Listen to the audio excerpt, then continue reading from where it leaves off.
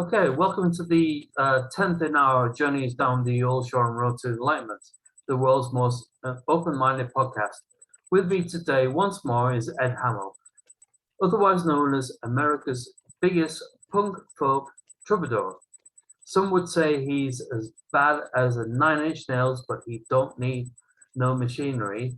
He's like the Beastie Boys, but he's only one. Ed, how are we today? Good. Okay, first of all, I want to apologize for our Fall, Go on. it's fall. The leaves are dying. All right. First of all, I want to apologize for our previous video cutting short. Gray and the leaves are.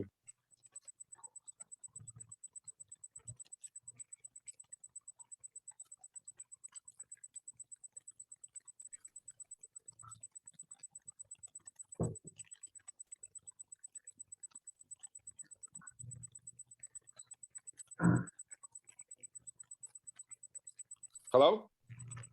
You there? Yeah, I mean, you can't hear me? Okay. Are we gone? Yeah, we're all right. First of all, I want to apologize for our previous video cutting short. The council were digging up the road outside, and I had no internet for 3 days because of that. When we got cut off, we were talking about how the most qualified woman to ever run for president lost to a reality TV con man, and I asked, what was it because she was a woman? You made the point of the country being built on genocide and slavery, and then you started talking about your son's school and everything. So I think we could go from there. Oh. Yeah, well,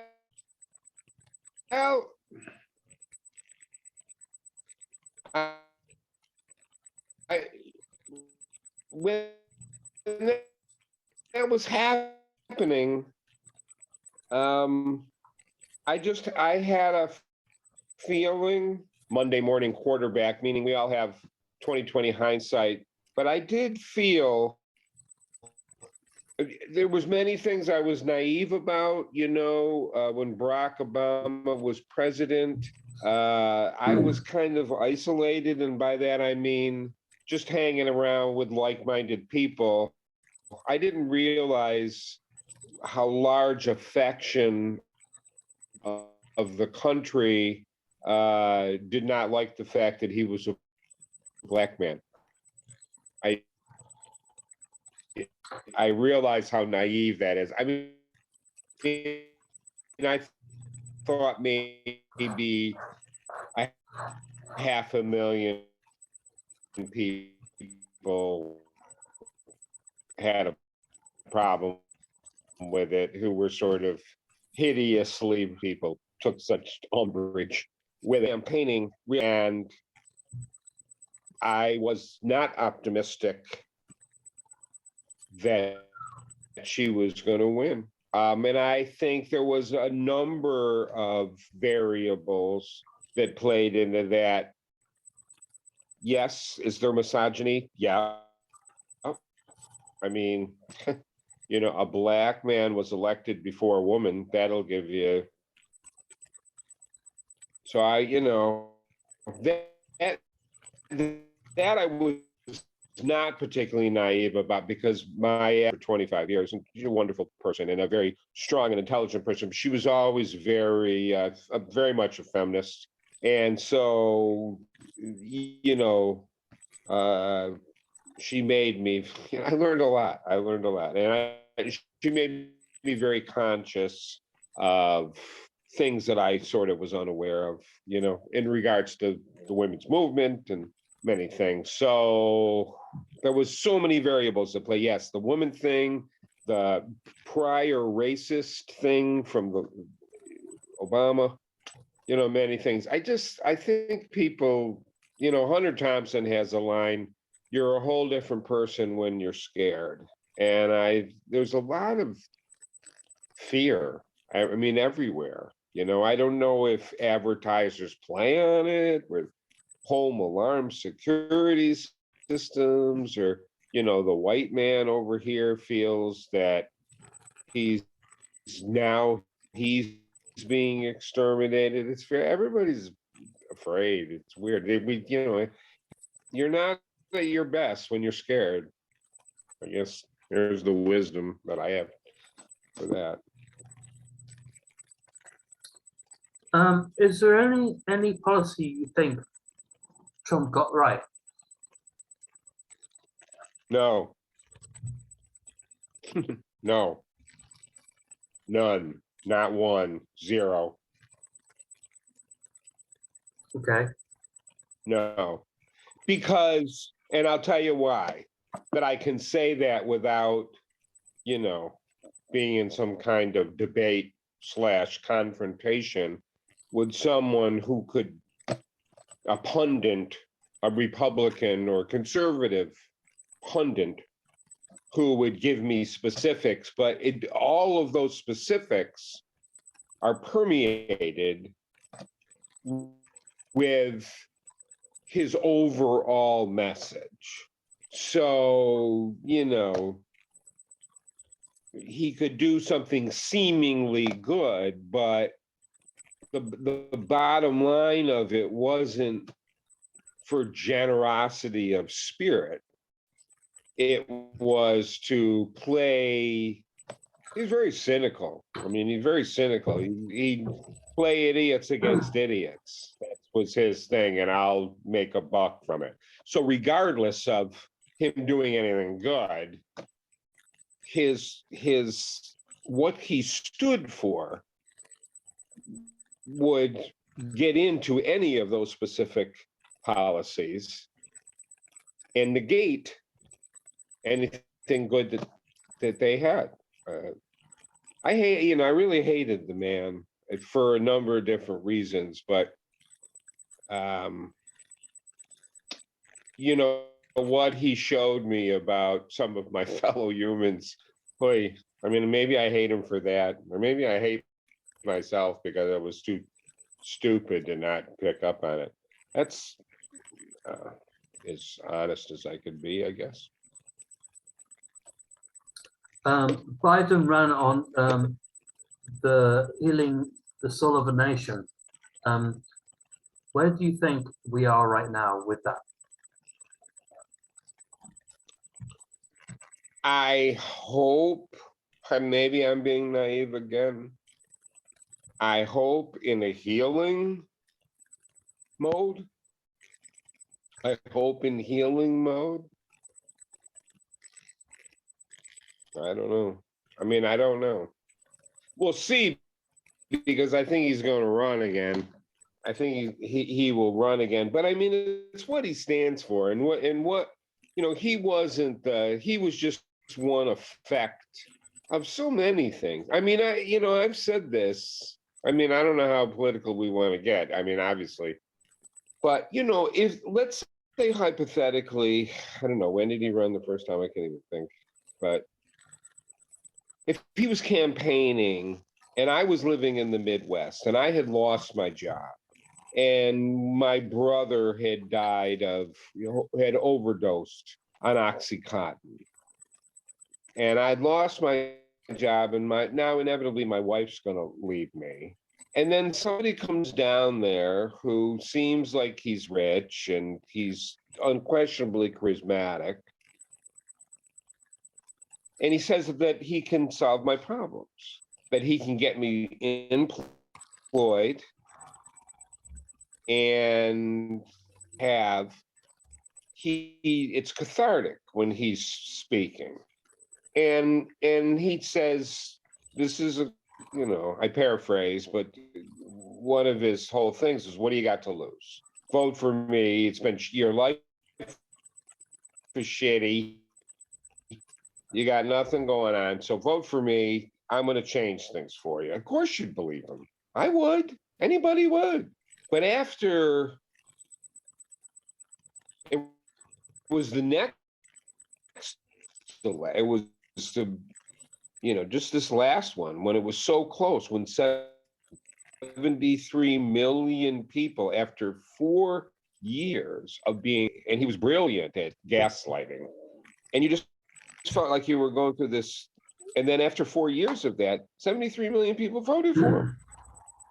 And you just think, so I don't know. I mean, I hope we're healing. I hope that, I think Biden's whole deal is he's going to do good things, and good things are going to happen. And we're going to see those good things as people in the Midwest. They're going to see jobs, and they're going to see, infrastructure, and their kids are going to be able to have daycare so that they can work. And there's going to be all these good things. And 4 years from now, short memories that we have, will go, my life is better. Thanks, Joe. I'm voting for you again. I think that's what he thinks. What I sort didn't of, realize. I didn't realize. Is this a political? I mean, obviously it is. It's a political podcast. It's not no, a music it's not. podcast. But I value your opinions about things that I care about Oh, what's going but on. you know what? Well, thank you. First of all, let me preface this by saying thank you very much. It's nice of you to say that, but I don't really know. I mean, I really don't. I'm not. I don't. I grew up. Music was. My father was an engineer, manufacturing, and I mean, it was a good job. Middle class job, and he was a good man. And he worked hard. He was proud, but I don't know that he liked his job. I don't think that he liked what it got him in terms of a house and new clothes at the beginning of the school year. And, we had 2 cars and, very middle class, but he didn't go to college. He was just a high school graduate. I don't even think my mother was a high school graduate. I think she had to quit. It was during the Depression. So she had to quit in 10th grade to work for the family, although she worked on a lot of my vocabulary comes from my mother, because she did self-study to increase her. She was always very sort of insecure about the fact that she didn't graduate from high school, and she self-educated. And there was a point on this, and I can't remember what the hell I was going with it. Anyway, I lost my train of thought. But music. Well, right, politics. My father seemed involved with politics. It seemed he wasn't really happy with his job and that part of his life. I'd see him go home at 5:25 every day, and he just seemed kind of miserable, frankly. And and then you see like the Beatles on TV, and all these. I was 10, and they're having a ball, and they're playing this great music, and music was what I like. I don't. But it's just like sometimes with the political thing, just the inhumanity, I mean, I even today I was listening to Democracy Now, which I listen every day. Amy, whatever, and somebody said something about liberals. I'm thinking I don't really think that they're liberals. They just want like basic human rights for everybody. I don't know how liberal that is, really. That's what it seems to me, anyway. I'm sorry, I went off on a tangent. But. Well, no, I was asking you about politics because because your music is very political, and I guess it is. I just you get talk pissed about a off. lot of things. I get angry. And I write songs. I'd rather write love songs, really, or songs about dogs or some shit. Anyway, sorry. Okay. I just wanted to ask. You wrote about George Bush. Who was worse, him or Trump?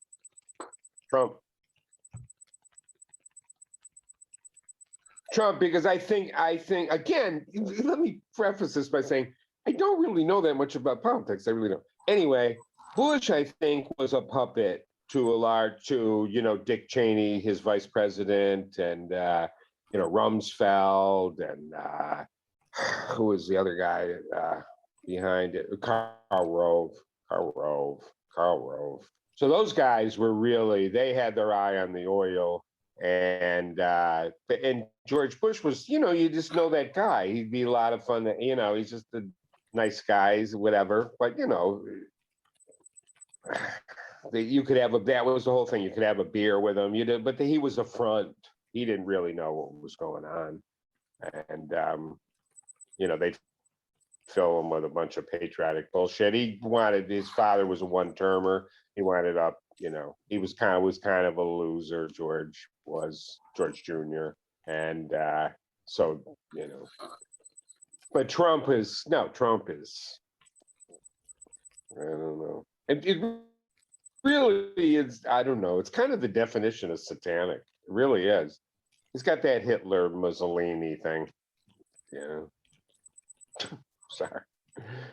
You don't want to talk about like Freddie Mercury or something?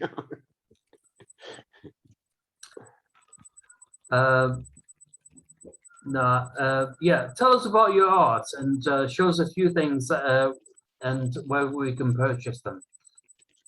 Oh. Yeah, the art thing sort of developed very organically. It initially started, it was fiscal in nature. Initially, let me think. There was a period of time when if you were touring, I toured incessantly, and you'd sell merch at the end of the night and CDs would sell. And you could be, if I was opening for a bigger act, like, you could sell 300-400 CDs in a night, And then around 2008, just for a lot of reasons, streaming and economics, because that was when the shit hit the fan economically. And so you could, you would sell 5 CDs where you used to sell 300. And again, it initially started fiscally just to make touring more cost effective. I had to come up with something.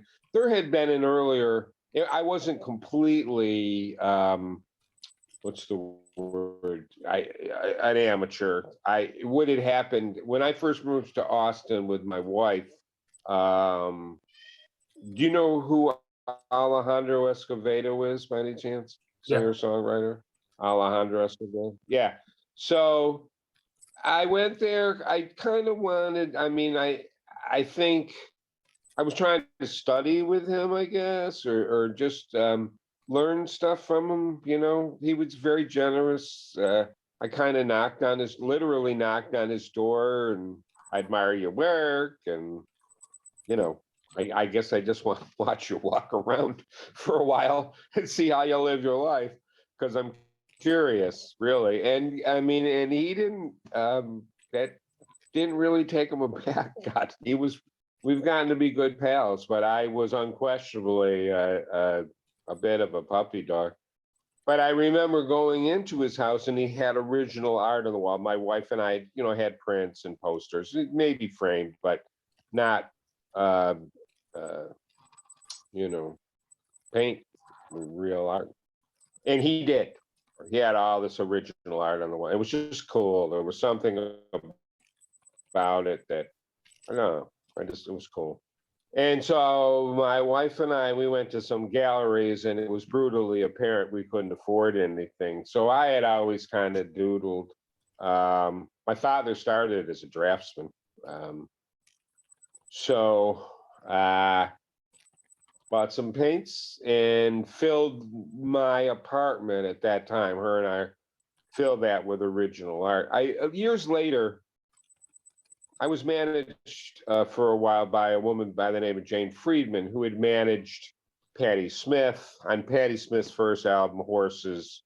She thanks Jane Friedman because Jane was the one that suggested she should put a band together. She did a lot of cool shit. She managed John Cale and Nico, and she was great. Actually, I learned a lot of shit from her. But anyway, she was the one. She was suggested back in the day. She came in the apartment. She saw all the art. She said, "You ought to do a show, a gallery show." But I didn't want to at the time.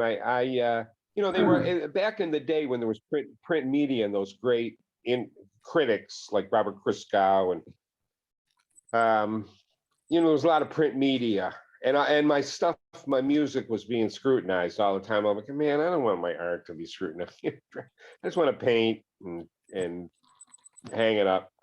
So back in 2008, when the CDs weren't selling, I started just painting. Here, I can show you this actually. So here would be a pile. I mean, here's the art in my house that I've done. You can see that, and then down. Oh, wow. Here. Right. It's my son. That's Jesus on the cross with a mask. Yeah. So, but the stuff that I sell,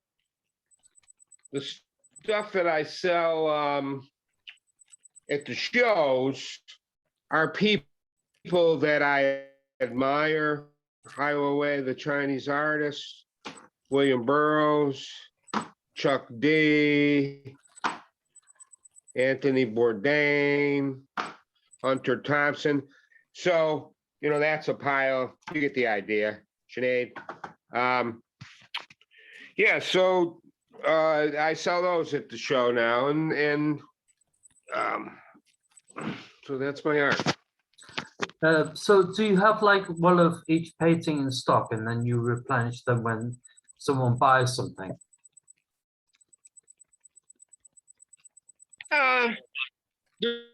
There's people that sell that are bigger sellers than others. It's weird. I only paint people that inspire me, and they're like a little family. So when I go on the road, we'll sell, like, if I do a summer tour of 3 weeks, I'll sell 200 of those.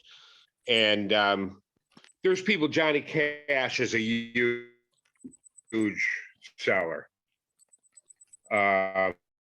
There's a woman in Ginsburg who was wonderful, and oddly enough, she's a big seller.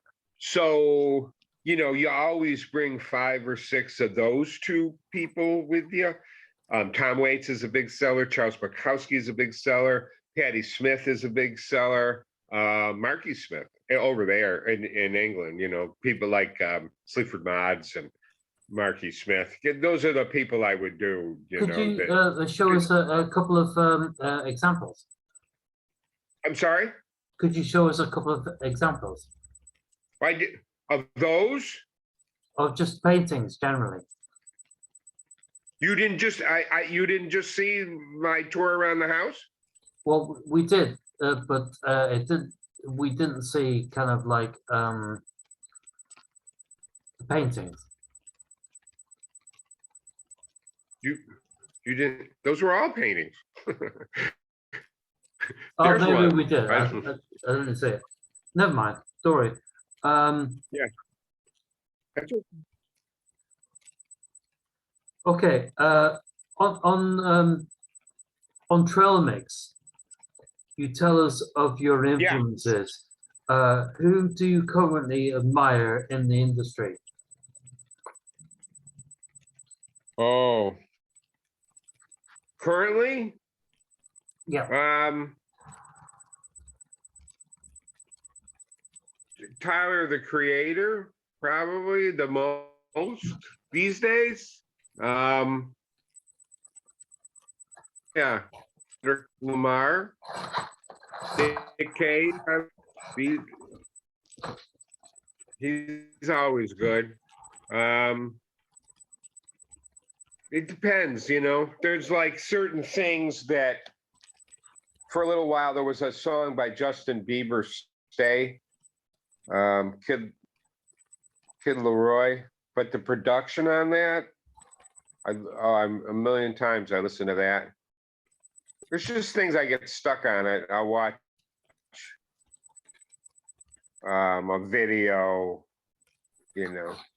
So Sleaford Mods, they're great. A lot of fun. I saw them.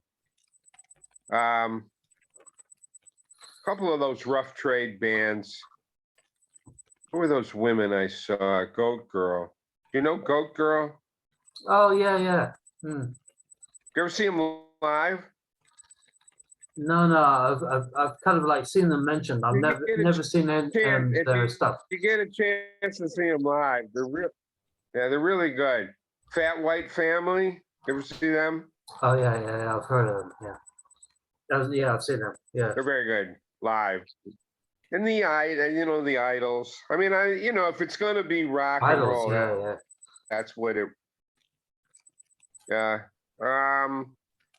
But really, the more interesting stuff is coming from contemporary hip hop, and then there's weird stuff like the Weekend now.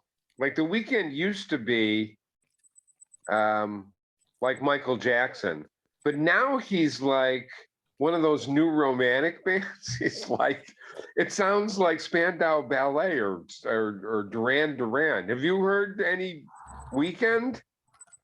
Yeah, no, no. No, I've seen the popular song, but yeah, yeah. Right. It's not. Every time I hear it, I'm like, oh my god, that sounds like ABC or something. It's Oh, kind of weird ABC. that it's coming back like that. Um, can we talk a little bit about cancel culture? You're an artist and you talk about controversial subjects. You wrote a song called "Culture's Culture's Snatch." Do you think that if you wrote that today, it would get you cancelled? Yeah, I mean, yes, if they cared, but I don't think. I mean, you know, there's advantages and disadvantages. I mean, I'm a Libra and I need balance, but there's advantages or disadvantages, I'm sure, at every level of fame.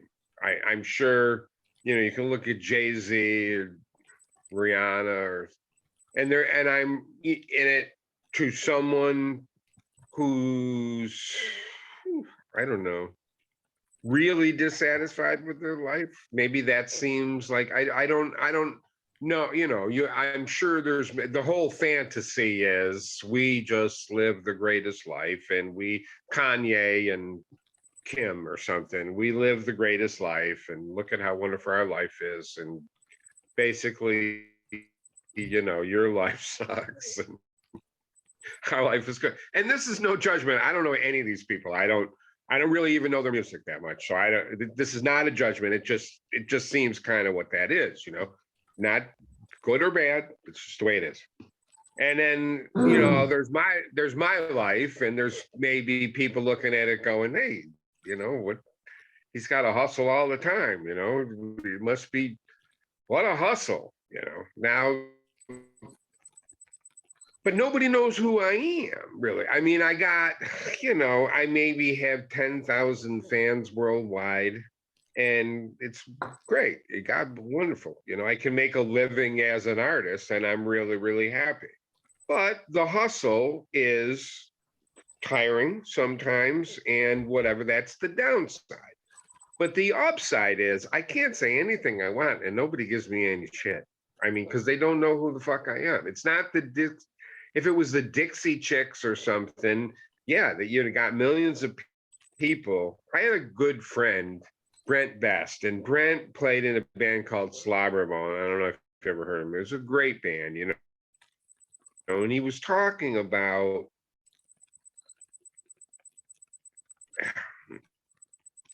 like, they remind me a lot. They're like a cross between that. But then, some of those bands, like the old 97s, they rose above that 300 to 500 people in the club thing.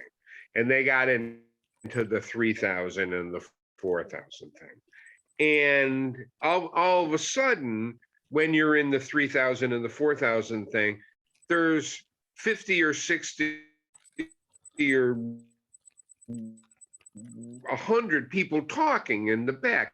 It's not like it was when you only had 150 people in the club, and they're all diehard. You know, all of a sudden, you know, a year ago they were playing clubs, and now they're playing to 30,000 people. And of those 30,000, if the statistics are similar to our last election, I brought the conversation full circle. Then you know, some of those people in the 30,000 that Kurt Cobain is playing to, he wouldn't like so much. Maybe they're chauvinists or misogynists or whatever. And he comes to this realization and goes, "Oh my God, be careful what you wish for." I can say, you know, I could write a song about, you know, we don't have to talk about Ann Coulter anymore. She's kind of gone, but I don't know, somebody new, and I could say something like that, and I guess I'd be canceled. But how would it affect me?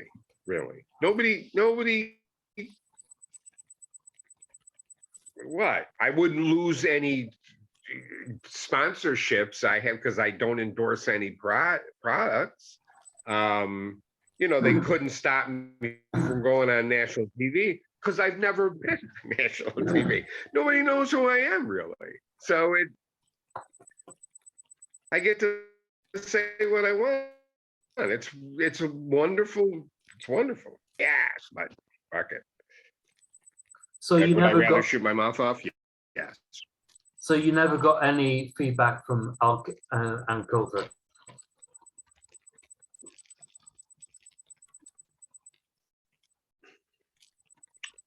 You know, I've had conversations with, but if truth be told, all the women that I've had that conversation with were, I don't know, intelligent and cool, and there was not a cancel vibe about it at all. It was like, hey, there's a lot of your stuff I really like, and I can tell you are like a good guy with a good heart, but can we talk about this song where you're talking about smelly cunts? Because it offends me. And I'm like, well, we can talk about this, and we do, and we have a conversation. I don't do the song much anymore, not because I feel that I'd get canceled or it's wrong, whatever, but I kind of feel this way about Trump. Like, stop talking about him. It's all that there was so much free publicity. You know, Ann Coulter, she's just sad. It's sad. You know, she's probably has never been loved. I mean, it's weird as that. Yeah. So I agree. you know, I just don't do the song anymore because I don't want to mention her name. Frankly, I guess is really the long and short of it. What is the favorite song to play that you will never be out of your set? Mm. And I know that you like to deviate and you like to kind of like Yeah. I mean, I always and end. everything. But There's a song I end. is there one song that you would love to play in your set all the time? I open with a song called "Safe." Yeah. And I've been opening with that for maybe 2 or 3 years. And you know, basically, it's the opening tune, so it's like you're safe here. You know, if you're a square peg in a round hole, if you're whatever, you're safe now. You don't have to act like everybody else. You can act like yourself and feel. Are you trans? Bingo. You've come to the right place. Are you, you know, whatever. Do you feel like a freak? You've come to the right place. There's a So very that one. well, No, that song "Safe" probably would. I end with a song called "The Meeting," which is, I guess, a similar sentiment. We've all come together. I've ended with that for 20 years. As crazy as that is. I don't know. It's my favorite song of yours. Oh, thanks. Thank you. You probably hear that a lot. No, people, you know, it's really not. I mean, I'm very lucky. You know, I have a boatload of gratitude about.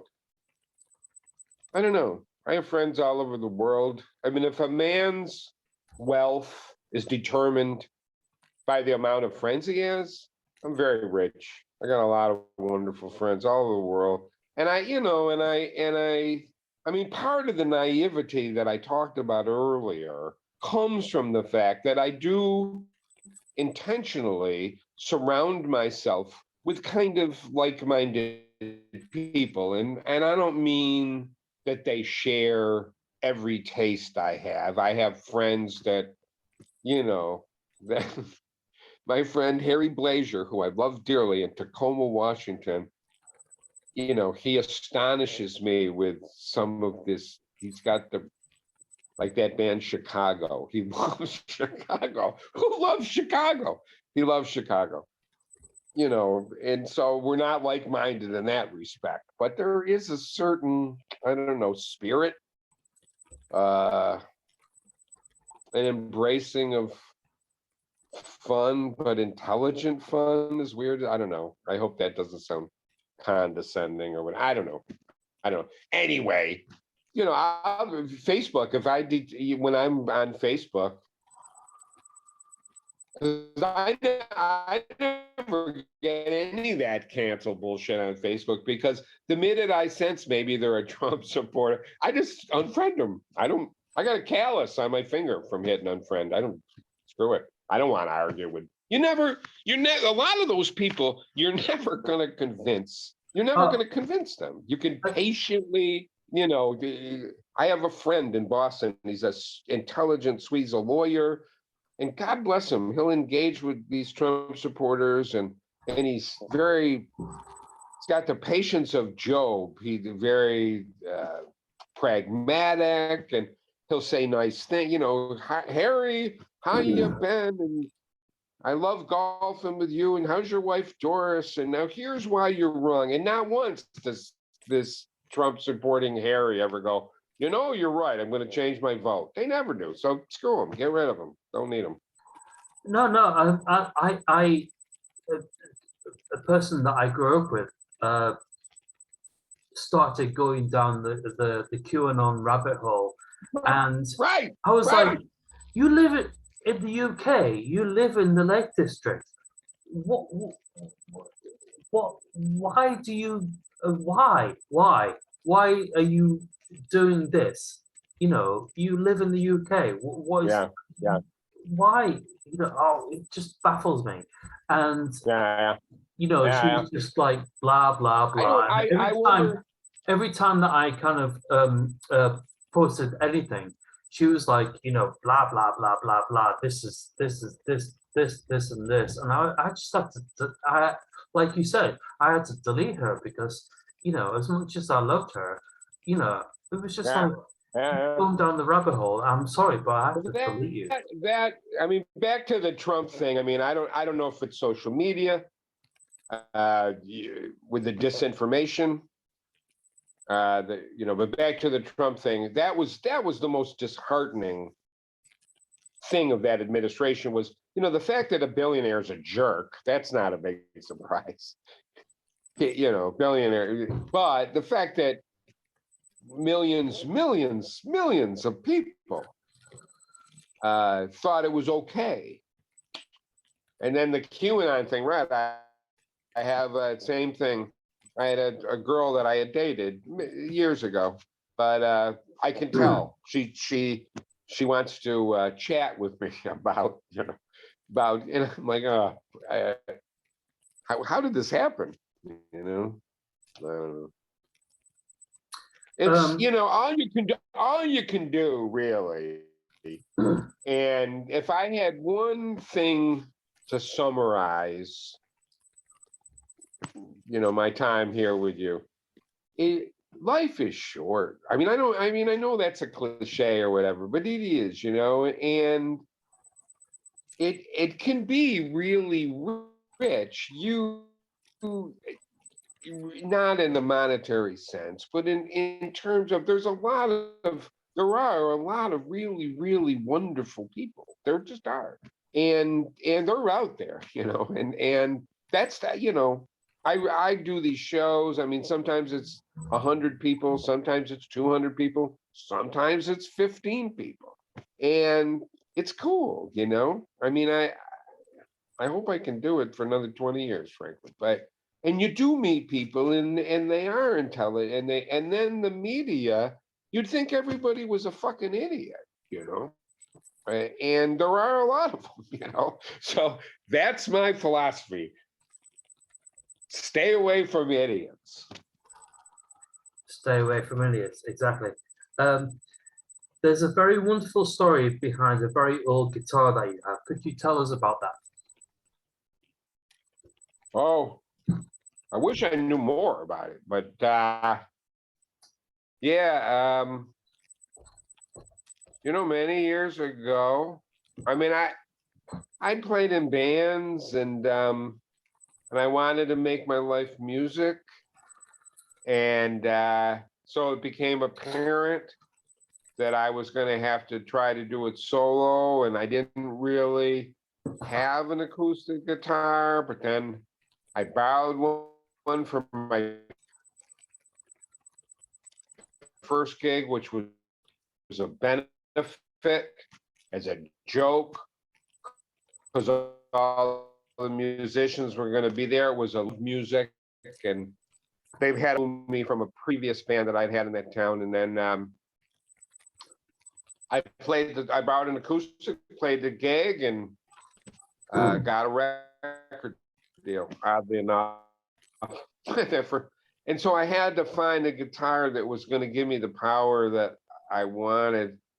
There was a vintage music store in Albany, New York called Lark Street Music. They're still around. They moved to New Jersey, but incredible instruments and just a wonderful spirit in the place with all these old instruments. And the guitar, I just liked the way that it looked. I don't know that I even picked it up and played it. Actually, I put it on layaway. I just liked the way that it looked. It was 1937 Gibson L00. You probably have all seen Robert Johnson play. He's got an L1, but similar year, around same year.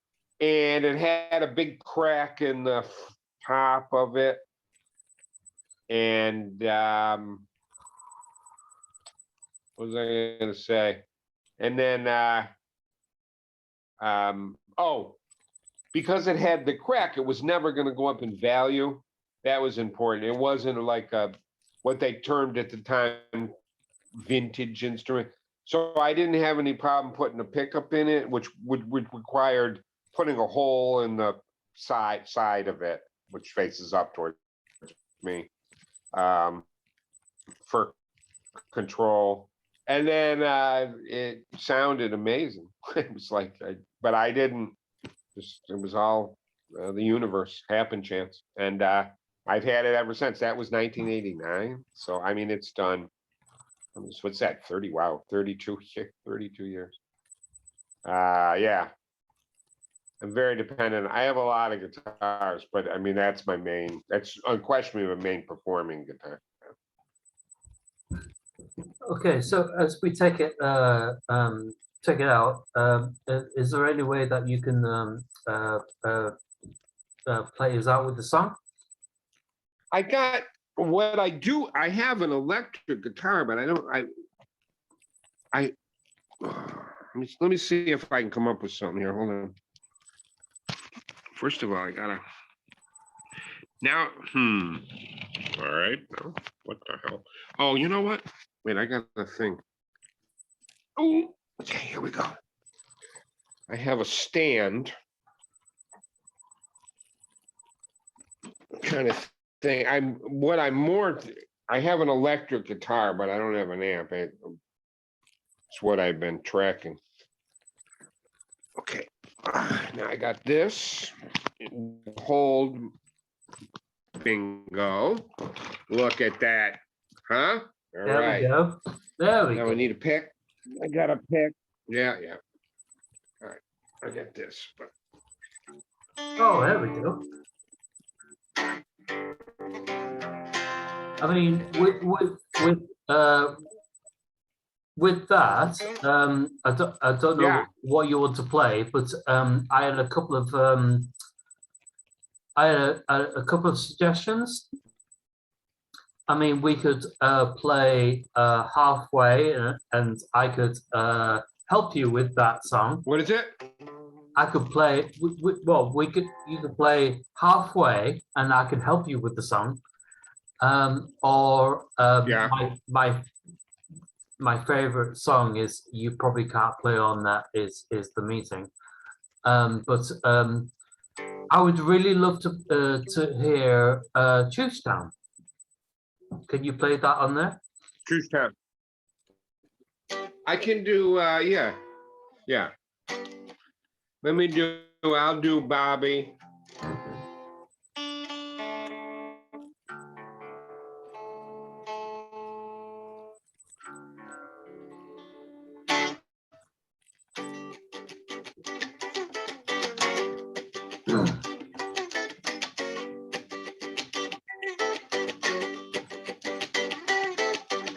I don't wanna be around when Bobby comes down. You know how that can be. Yeah, you know better than me. I don't wanna be here when Bobby gets clear and he gives you that weird eye. I think yeah, the party always starts out really cold. Bobby's gotta go and find himself a fool.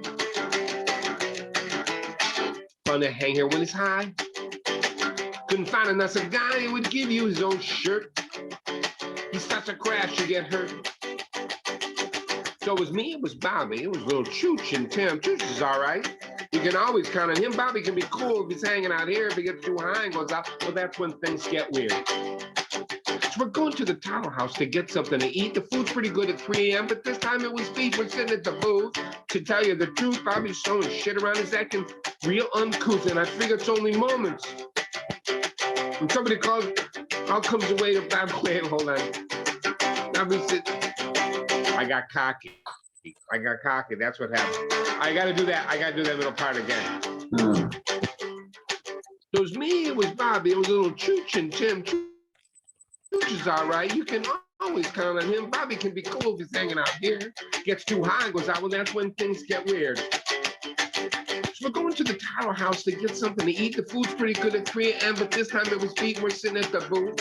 To tell you the truth, Bobby's throwing shit around. He's acting real uncouth. And I think it's only moments. Someone out comes the waiter. Bobby says, get the fuck off me. I wasn't sick until I ate here. Bobby smacks the waiter, blood all down his nose. Chooch says, hang with Bobby. That's just the way it goes. But Bobby feels bad from what I can guess. Because the next day he sends a mop to the Tower House, UPS. Lights a big fat one, stretches his legs. He says, oh man, I gotta learn how to put that chili on my eggs. Yeah, the party always starts out really cool. Bobby's gotta go and find himself a fool. Fun to hang here when he's high. You couldn't find a nicer guy who would give you his own shirt. You start to crash, you get hurt. I don't wanna be around when Bobby comes down. I don't wanna be around.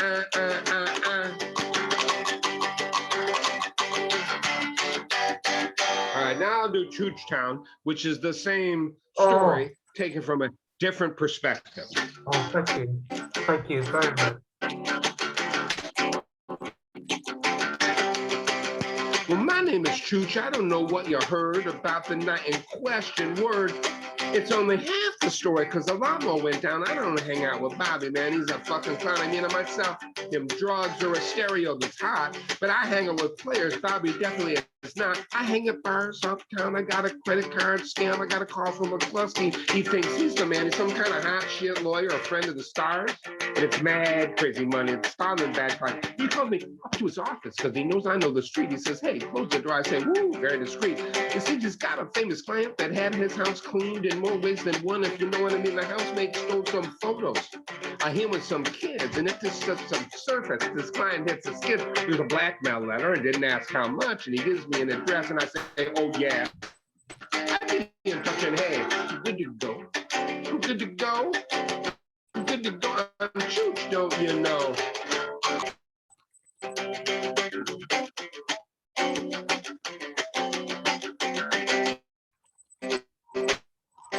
I ditch these guys quick. I take a cab to the. No, wait, I got. Second verse. What's the second verse? Do you know the second verse?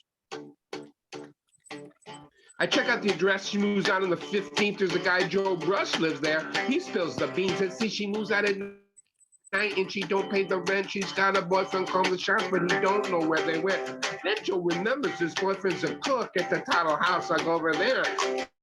Take a look at the graveyard shift. I'm there about 3 a.m. I ask about the photos. Well, things get out of hand. So I stuff him in the cooler and I rearrange his face. I rifle through his pockets. I find a leaf in a new place. I hear noises and give the place a verbal beating. I'm trying to be invisible. He's yelling, "Hey, Chooch, come here." I go, "Oh, fuck, I said with these guys, well, I can make it clear, but I gotta hit the cook's house, you know, tonight." And of course, when we're leaving, Bobby's got a fight. Hey, I'm good to go. I'm good to go. I'm good to go. I'm Chooch, don't you know? I'm good to go. I'm good to go. I'm good to go. I'm Chooch, don't you know? So I check out the address. Wait. So I ditch these guys quick. I make a cab to the address, and the housemaid gives up the photos with very little stress. But as I round the corner, something dawns on me. I recognize from the photos this old actor from TV, and he's having sex with children now. This would close the door in future shots and Baywatch and Mary Tyler Moore. And I visit the actor, explain my situation. Gives me 90 G's to show his appreciation. I find El Camino till the heat goes down. Wait. Oh, I think I'll go to you. Good to go. I'm good to go. I'm good to go. Hey, Baldy. I was writing them songs about Bobby and Nancy and Pete and Joe Brush. Why don't you write something about me, man? Just go like this. Maybe you know a little place we can go where there's always blow. Chooch Town. Pretty cool, man. Step over by the cooler. Let's talk.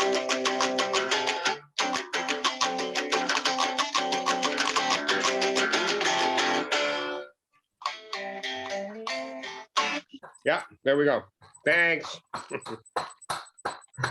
Sweet of you. Thank you, Ed. All right, thank you. You're going to put it all together as one thing, or is it going to be two separate things? How do you mean?